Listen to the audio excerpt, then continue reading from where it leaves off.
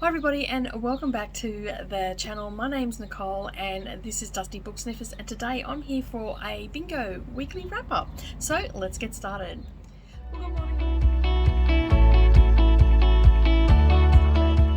Well, good morning or good evening everybody, and welcome back to the channel. Thank you for taking some time out of your day and spending with me while I prattle on about the books that I have read. Now today we are talking about the bingo challenge books that I have read. So basically once a week we have a bingo prompt. It happens on a Sunday on my short shelf, so you can check that out. All the information is down there. You've got a prompt sheet. You can you get that prior to the round, so we're in round 1 at the moment and about halfway through. And I've got 3 books because I'm a little bit behind with my reviewing due to work constraints and all that sort of stuff. So basically today I'm going to talk about the 3 books that I've read in the past 3 weeks, and I'm going to start with Wolf Gone Wild, and that was a book off my Kindle shelf, but I've since bought the entire series.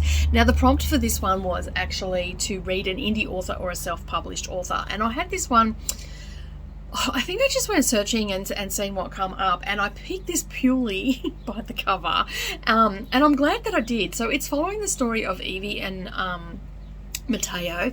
Matteo is a werewolf and he has not been able to shift for several months, and he's gone on the hunt for someone to help him to try and shift. So someone is blocking it.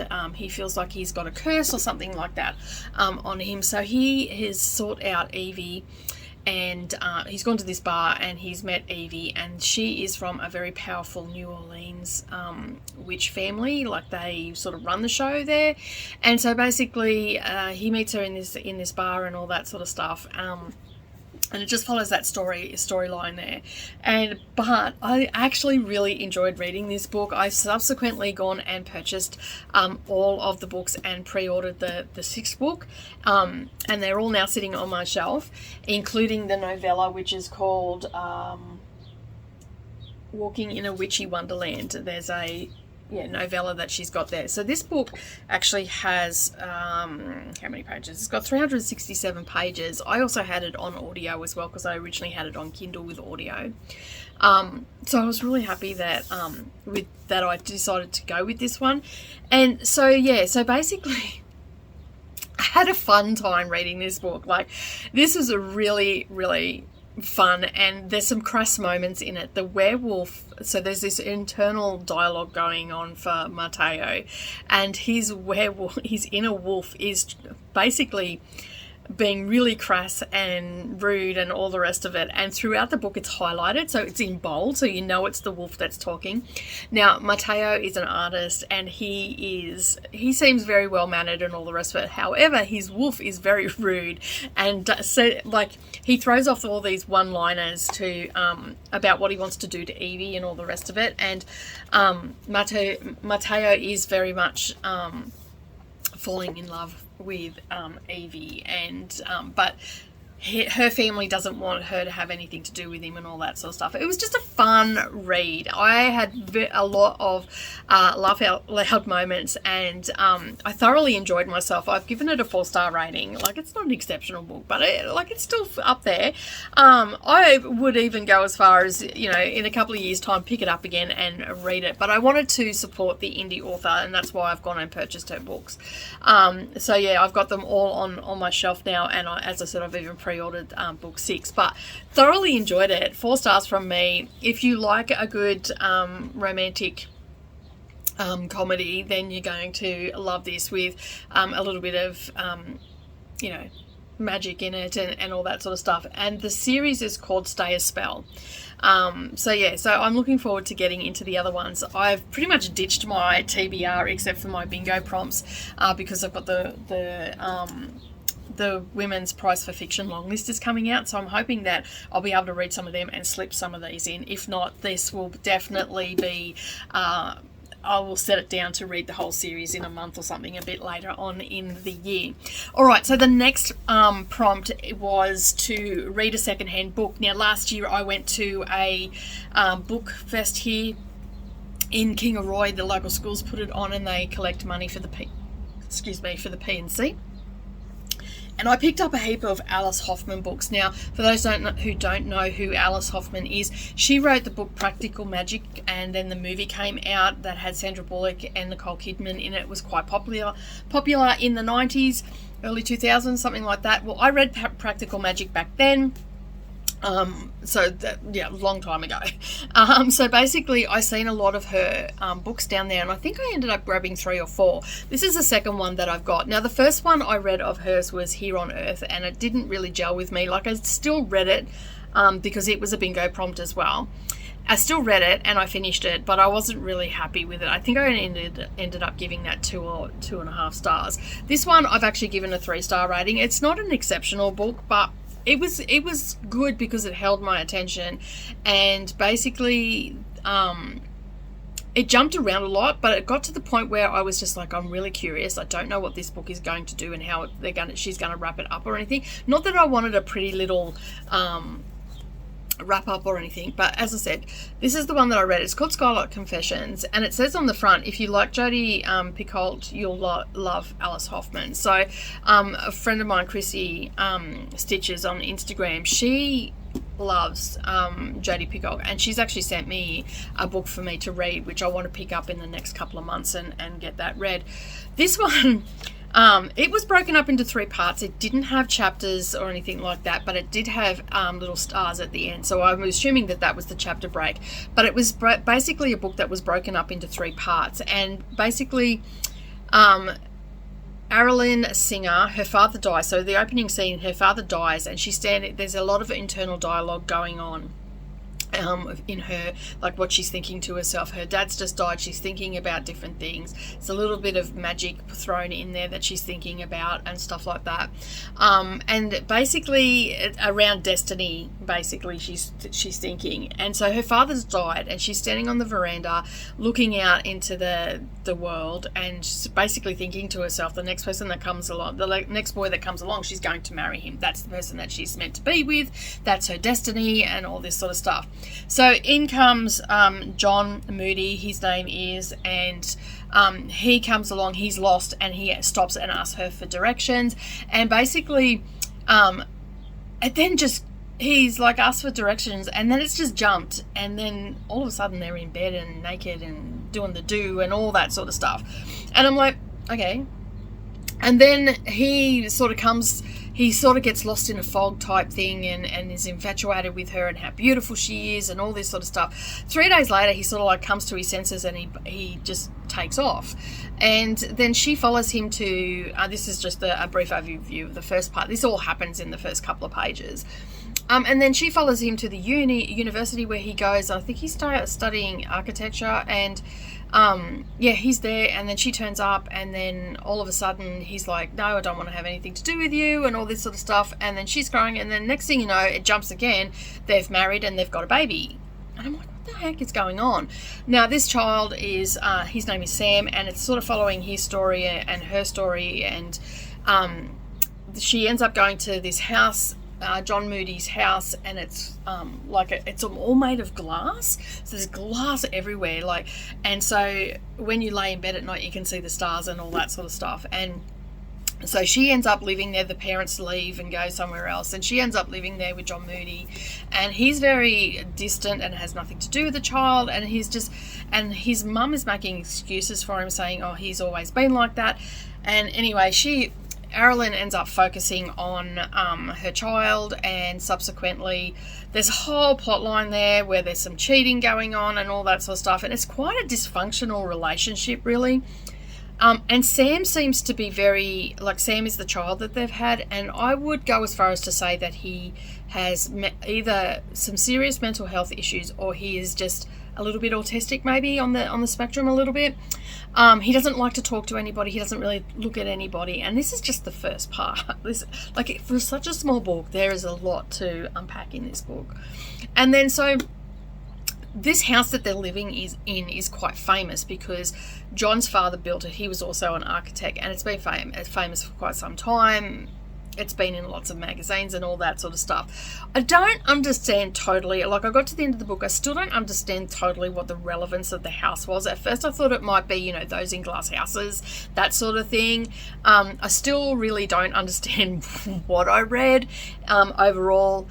But it was still a good story. Like I'm giving it a 3 stars. Someone else will probably really love this. It wasn't really for me, but it was a pretty quick read. The words were pretty big. Like the text is pretty big in it as well. It had 262 pages, but it was a lot. When we got to the end of the first one, there was a bit of a turn to it, and then we got into the second part and another character came into it, and her name was Meredith.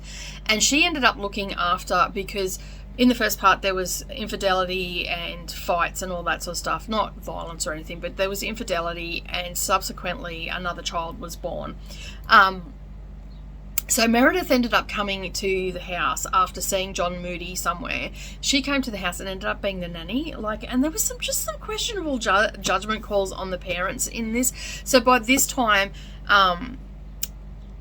there's another character called Cynthia in it as well in the second part. And she's desperate for someone to look after her children, the children and all this sort of stuff.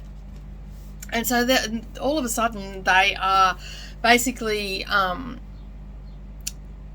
begging this stranger to look after their kids, and she can connect with Sam. Like, no one can connect with Sam, but this Meredith can, and subsequently she ends up looking after the kids. So it goes on for that. In that part, it's sort of the kids growing up and all of it, and you know, and then all the problems that Sam's had because I don't want to give too much away. You know what? There's going to be spoilers. So Sam's mother dies in the first part, okay? In comes Cynthia, who the husband was having an affair with, but hey, it wasn't only the husband that had an affair, because Aralyn also had an affair, and subsequently a child was born out of that affair. But John Moody knows this, and he's taken on this child because the person that she had an affair with, she begged them on her deathbed not to separate the kids anyway, so they stayed together and all the rest of it. And subsequently this Meredith has come into it, and she's going to look after them and whatnot. There's a whole lot of other stuff that I'm not giving spoilers away for. There's all this stuff surrounded around Sam and all the rest of it. And then the third part, we are looking at, what was her name? Bianca, I think her name was. B, they called her. And so we're looking at her. So basically what happened was it just started following her story and where she ended up and how she ended up getting through life and all the rest of it. There was a lot to unpack. There's drug addiction in this, there's mental health issues, there's suicide in it. It has a lot of trigger warnings. It still was a good, compelling story, because as I said, I did not want to give up on this book. At first I thought, this is not going to be for me, but then it started jumping around a little bit and I got a little bit confused, but then it ended up settling down and ended up being a really good book. So I wouldn't say it's a 5-star rating, but still, I've read it and I would recommend it to people if someone wants to, read about that sort of stuff and that, if that's what they were looking. It's a little bit dark. All right, so the next one that, moving on to the next one that I read was The Atlas 6. Now, this prompt was to read a book that everybody seems to have read, but you haven't. And this was it. So I keep seeing this, it kept popping up everywhere and on all that sort of stuff. And it's been sitting on my shelf for quite some time, but I hadn't read it, so I picked it up. I also have this on audiobook as well. I don't know how I ended up with it on audiobook and also on my shelf, but I did. Actually, I think Savannah bought this for me. That's probably why. She probably didn't realise. Yeah. So anyway, I got right into this. I feel like most people know about this book. So it basically is 6 are chosen to look after the Alexandrian library of magic and all that sort of stuff, and only 5 will walk away. There is a high price to pay to be in this, and all the 5 people in it are at the top of their field in magic and stuff like that. So they are very powerful and are developing more powers and stuff like that. There's a sketchy dude in it as well. Like there's a character in there that you love to hate, and there's others that you'll love. As I said, we're getting 6 different points of views throughout it, and so I listened to the audio as I was reading along, and the audio is an ensemble. So I don't want to go into too much detail because I feel like there's a lot of people that have not read this book. It's a YA book, but it reads pretty quick. I really enjoyed the story and all the rest of it, so much so that this was the book that made me ditch my February TBR and pick up the next one. So I've already started the next one. I was going to hold off before talking about this one, but until I read the other one. But then I realised that there is a third one that's coming out, I think, this year or at the beginning of next year. So hopefully I can get that as soon as I can, and then I can read it. But I actually gave this a 3.75 star. It's not an exceptional book, but it is a thoroughly enjoyable book, and hopefully you will enjoy it as well. If you haven't read it, I do recommend that you pick it up and read it. And I've started the second one, and it pretty much flows on right from where that one ended. There was one point there that I thought a particular person was going to, going to leave. And I really wanted that person to leave, but they didn't end up leaving. It ended up being someone else, so I did not see that coming. At first I thought that person was going, and then I went, no, she's too, I just gave it away, it's a she, but that person is too involved with everything else to be bumped off. But then, hey, authors sometimes surprise you and bump off one that you really love. So anyway, yeah, I haven't given anything away, so if you haven't read it, you probably will enjoy it, especially if you like that magical realism type. Because it very much feels like we're in, not in a secret society, like no one knows where they are, but you don't feel like you're in a secret society. You feel like you're still out and about in the world and whatnot. And there's a few other characters in there that I'm not too sure where they're going to go. They've popped up in the second one as well, and I'm not entirely sure I understand their character, but I'm hoping that eventually I will, in the next few chapters over in the second book, that I'll understand their character a little bit better, because it is starting to touch on them. But that is my wrap up for the bingo challenges. I do apologise for videos being a little bit sporadic. I've just been super busy with work and homeschooling and all that sort of stuff, so I'm just trying to fit it in where I can. But I'd just like to thank you for joining me today. Don't forget to give this video a thumbs up, and if you've yet to subscribe, make sure you hit that subscribe button and the little bell icon beside it, and then that way you won't miss out on any future bookish uploads. But that's it from me today. Have a wonderful day, everybody, and I will see you in the next video. Bye for now.